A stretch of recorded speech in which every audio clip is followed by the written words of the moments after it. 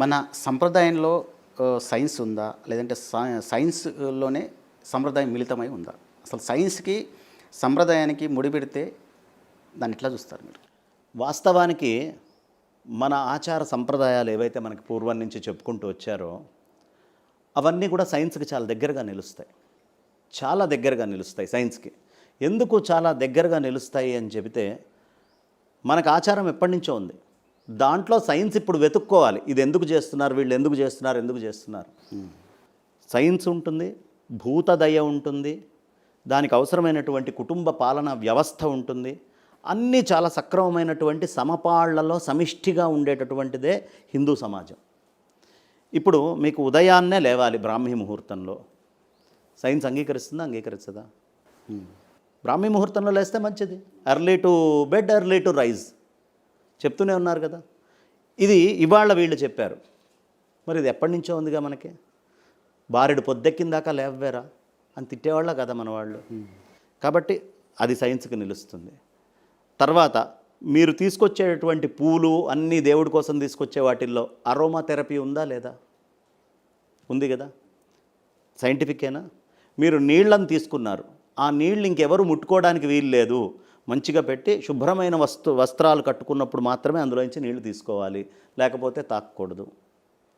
సైన్సేనా? ఈ రోజున్న ఎక్విప్మెంట్ పక్కన పెట్టండి. ఈ ఎక్విప్మెంట్ లేని రోజుల్లోనే వాళ్ళు ఎంత సైంటిఫిక్గా జీవించారు చూడండి. బట్టని పిండి ఆరేసి ఎండలో అట్లా ఉంచుతారు. ఎండలో ఆరినటువంటి దాన్ని తీసుకొని అప్పటికప్పుడు ఇంకెవడో అంటుకోకుండా కట్టుకొని ఈ పనులన్నీ చేసుకుంటారు. ఇది ఇప్పుడు సైన్సా కాదా? పొద్దున్నే బియ్యం పిండి తీసుకొని ముగ్గు వేస్తున్నారు. ముగ్గు వేసినప్పుడు జీవితం భూతదయతోటి మొదలవుతుంది. చిన్న చిన్న చీమలు అవన్నీ వచ్చి బయట భోంచేస్తాయి. ఏ ఇంట్లో అయితే ఉదయాన్నే భూతదయతోటి వేరే భూతాలకి మీరు ఆహారం పెట్టారో ఆ ఇంట్లో క్షామము కానీ ఇబ్బంది కానీ వచ్చే అవకాశం ఎక్కడుంది? మనం పెట్టిందే మనకు వస్తుందనిగా మన సంప్రదాయం. ఓకే. కొన్ని వేల జీవుల యొక్క పొట్ట నింపగలుగుతున్నాం మనం పొద్దున్నే లేచి అంత బియ్యం పిండి ముగ్గు బయట వేయటం వల్ల. ఇది సైన్స్ కాదా? గుమ్మాలకి చక్కగా పసుపు రాసుకోమన్నారు. ఇది సైన్స్ కాదా? ప్రకృతిలో దేవతా వృక్షాలు అంటే మోస్ట్ వాల్యుబుల్ మెడికేటెడ్ వృక్షాలు మన పూర్వం వాళ్ళు చెప్పింది. మామిడి తీసుకున్నాం. ఇవాళ మొత్తము మనం చెప్పినటువంటి మెడికేటెడ్ వృక్షాలు మనం వాడేటటువంటివి తులసి దగ్గర నుంచి, మామిడి దగ్గర నుంచి, పసుపుల దగ్గర నుంచి, గోమూత్రాల దగ్గర నుంచి విదేశాల్లో వాళ్ళు పేటెంట్ తీసుకున్నారా, తీసుకోలేదా? తీసుకున్నారంటే అందులో సైన్స్ ఉంటే తీసుకున్నారా, సైన్స్ లేకపోతే వాళ్ళు పేటెంట్లు తీసుకుంటున్నారా? సో జర్మనీ అయితే ఏంటి, యూకే ఏంటి, యుఎస్ ఏంటి, ఇప్పటికి సుమారు ఎంత లేదన్నా హీనపక్షం ఒక 10,000 ప్రోడక్ట్లు మన భారతదేశానికి సంబంధించినటువంటివి పేటెంట్ తీసుకున్నాయి. మనం నిత్యం వాడేటటువంటివి. అర్జున అనేటటువంటి పేటెంట్ మనకు లేదు. మనం ఇక్కడ మందులు అర్జునారిష్ట అనేది 1000 సంవత్సరాల నుంచి తయారు చేస్తున్నాం. మరి పేటెంట్లు ఎందుకు విదేశాలకు పోయినాయి? అంటే వీళ్ళ యొక్క ఆయుర్వేదంలో కానీ మన యొక్క జీవన విధానంలో కానీ చాలా సైన్స్ ఉందండి. ఇప్పుడు మన చర్మం ఉంది, ఈ శరీరానికి సంబంధించిన చర్మం. ఇది ఎన్ని లేయర్స్ అంటే మెడికల్ నాలెడ్జ్కి ఒక 2 డెకేడ్స్ ముందు దాకా కూడా 2 లేయర్లు చర్మము అని వాళ్ళు రాసుకొని చదువుకుండేవాళ్ళు. కానీ సుశ్రుతుడు ఎప్పటివాడు? 1000 సంవత్సరాల క్రితం 5th 6th సెంచరీ బీసీస్లోనే ఆయన ఏం చెప్పాడు? చర్మము 7 లేయర్లు ఉంటుంది అని చెప్పారు. ఎలా చెప్పారు చర్మం 7 లేయర్లు ఉంటుంది అంటే ఆయన గంగ ఒడ్డు మీద ఉండేవారు. చచ్చిపోయినటువంటి ఒక శవాన్ని తీసుకొని దాన్ని నీళ్లల్లో ఒక రాయికి కట్టేసి పారుతున్నటువంటి నీళ్లతోటి ఆయన గమనిస్తూ రోజుకి ఎంత పర్సెంటేజ్ చర్మం పోతోంది అని లెక్క వేసుకుండేవాడు. వేసుకొని ప్రతిదాన్ని షేడ్ చేసుకొని 7 అని చెప్పారు. వీళ్ళు ఏం చేశారు? ఒక కత్తి షార్పెస్ట్ ఎడ్జ్ తోటి ఉన్నటువంటి కత్తిని తీసుకొచ్చి ఆ కత్తితోటి లైట్గా ఇట్లా చెక్కుతూ 2 లేయర్లు అన్నారు. కత్తి ఎప్పుడైనా షార్ప్ ఎడ్జ్డ్ అవుతుందా? వాటర్ షార్ప్ ఎడ్జ్డ్ అవుతుందా?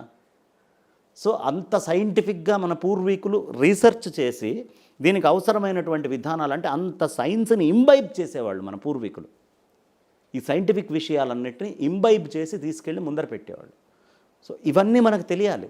ఎలా జరుగుతుంది, మన పూర్వీకులు ఎలా చెప్పేవాళ్ళు. ఇప్పుడు మనకి ప్లాస్టిక్ సర్జరీ అనేది ఉంది.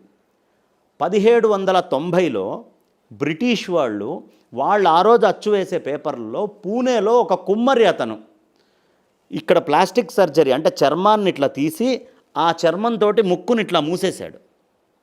చర్మంతో అది పేపర్లో ఉన్నాయి, నా దగ్గర పేపర్ కట్టింగ్స్ తోటి సహా ఉన్నాయి. 1790లో ఆయన చేసింది. దీన్ని బ్రిటిష్ వాళ్ళు మొత్తము చదివి 1810లో royal college of plastic surgery, royal కాలేజ్లో ప్లాస్టిక్ సర్జరీ అనే ఒక వింగ్ని స్టార్ట్ చేశారు యూకేలో. ఇప్పుడు ప్లాస్టిక్ సర్జరీ అనేటటువంటి సైన్స్ భారతీయుడిదా వాళ్ళదా? ఈయనకి ఎక్కడి నుంచి వచ్చింది? సుశ్రుతుడి నుంచే కదా. అందుకనే మీరు మాస్టర్ ఎవరయ్యా అంటే ప్లాస్టిక్ సర్జరీకి సుశ్రుతుడు అని చెప్తారు. కానీ సుశ్రుతుడు చెప్పిన సిద్ధాంతాలు ఉండవు. ఇవాళ బ్రిటిష్ వాడు ఏం చెప్పాడో అవే చదువుకుంటున్నాం. మరి సుశ్రుతుడి సిద్ధాంతాలను ఎందుకు వదులుకుంటున్నాం మనం? కాబట్టి మన యొక్క జీవన విధానంలో కావాల్సినంత సైన్స్ ఉంది. మన ఆహారంలోనే సైన్స్ ఉంది. ఇవాళ మనం తింటున్నటువంటి భోజనము ప్రపంచవ్యాప్తంగా మీరు గూగుల్ చేసి చెక్ చేసుకోండి.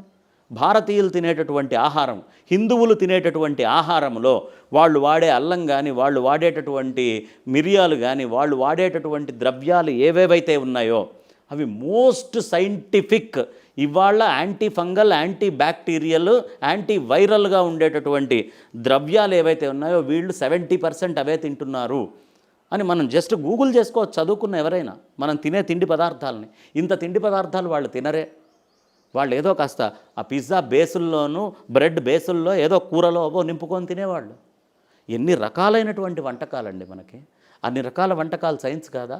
ఇన్ని రకాల కూరలు సైన్స్ కాదా? మీరు పల్లెటూళ్ళలో ఎక్కడో మారుమూల వెళ్ళి మొన్న లాక్డౌన్ అన్నా కూడా ఎవడింట్లో వాడికి వంకాయలు, బెండకాయలో, టమాటాలో, ఆకుకూరలో దొరికినాయి. అంటే మన ఋషి ఆహారము ఆ స్థాయిలో కూడా ఎవడింట్లో వాడు పండించుకునేట్టుగా తయారు చేశాడు. ఇప్పుడు అపార్ట్మెంట్ కల్చర్లో వచ్చి సిటీల్లో పాడైంది. కానీ పూర్వము అసలు ఇంట్లోనే సాధ్యమైనంత మటుకు ద్రవ్యం ఉండేట్టుగా ఉండేది.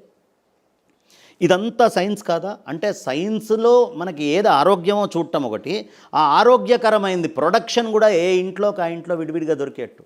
ఎంత సైంటిఫిక్ లివింగ్ అండి అది. కాబట్టి అంత సైంటిఫిక్ లివింగ్ మనకు ఉండేది.